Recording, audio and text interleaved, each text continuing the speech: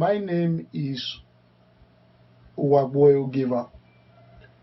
I was born 1974. I attended Ivbioto Primary School. I later attended the Niger College. After my secondary school, I did some jobs to be able to get some money to help myself secure an admission into a higher institution. Later, I attended Federal Polytechnic Okha, Anambra State.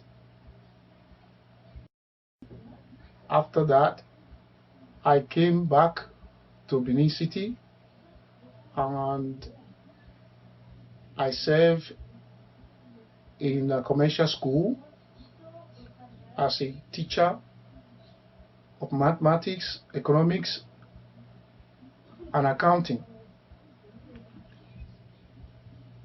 Later, I departed and I left for Europe, knowing how difficult it was to secure visa to Europe. So I decided to take the desert to Europe. That almost cost my life in 2 occasions. I succeeded and I arrived in Spain. Here in Spain, I was able to get myself together and attended a lot of institutions and had a lot of certificates. First, I was able to earn my professional certificates, Microsoft certificates on the Office, which is the Microsoft certificate of basic of Office, which is Microsoft Word, Excel, PowerPoint, and Access. That was my beginning. Later, I put in for more courses to train myself in the computer field. Initially, as you heard,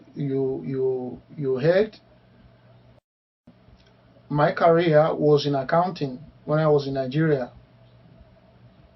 I did banking and finance in Federal Polytechnic, but when I came to Spain, I see that somehow most of the work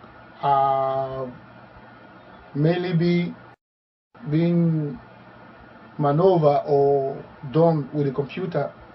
First of all, I made a decision to learn it. What made me to finally go more profound in trying to become a software expert was because of the little encounter I had sometime 2000, 2004, 2005 when I had a telephone conversation with Madam Tina Yare, who was then the cultural director of the ENA.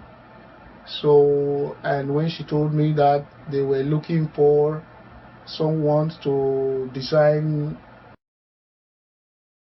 simple alphabetical Edo language alphabetical software. So, and she told me that there was no one to do the software, and the person she saw was a Yoruba guy or Yoruba man, who was then based in Sweden. After that conversation, I was not satisfied and I was not happy. Happy in the sense that I was not okay to see that again another ethnic person or Yoruba person, only the person or the software engineer to now design an Edo language alphabet program. I wasn't satisfied because of previous encounter, the previous situations and issues. We have been reading how other ethnic groups have been very biased, other scholars have been very biased when they are writing Edo history, when they are presenting Edo culture, or when they want to present even as far as the language, trying to say that Edo is from Yoruba and all that. You know, most of Edo history was messed up because of this misrepresentation. So that was why I was not so happy with that another person or another person from another ethnic group have to now again represent Edo in terms of designing Edo software. So I decided to pick up the challenge. I have to enroll for a software course, and we started about 2005, 2006, and that is how I started enrolling for more professional courses and more programs that landed me to have master in software development and programming, and as a software engineer.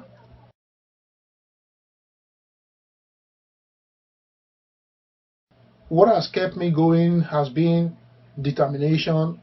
What has kept me going has been to be focused,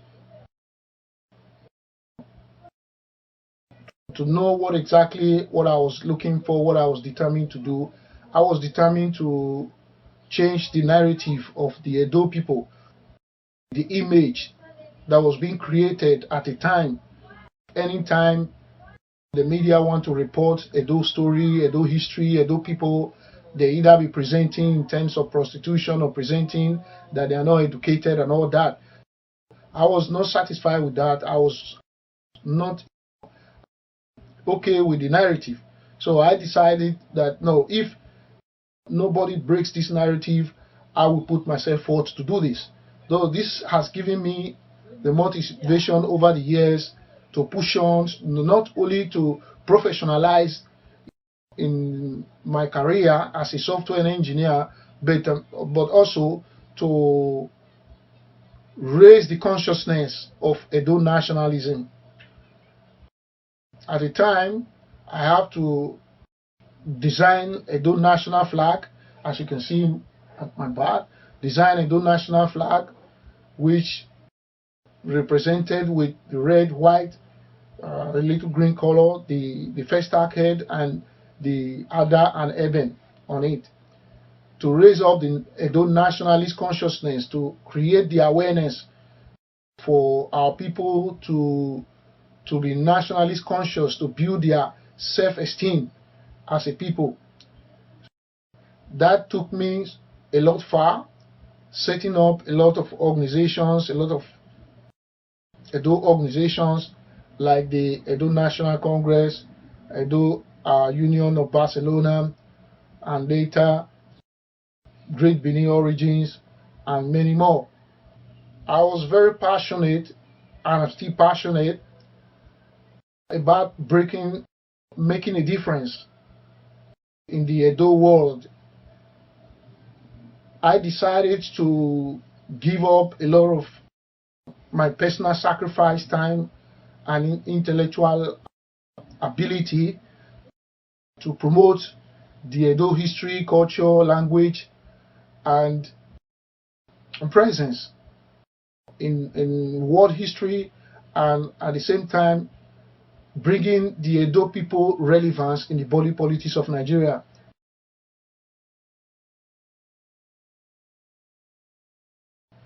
When you talk about what inspired me or what gave me lots of motivations, or books that motivated, engineered, or motivated my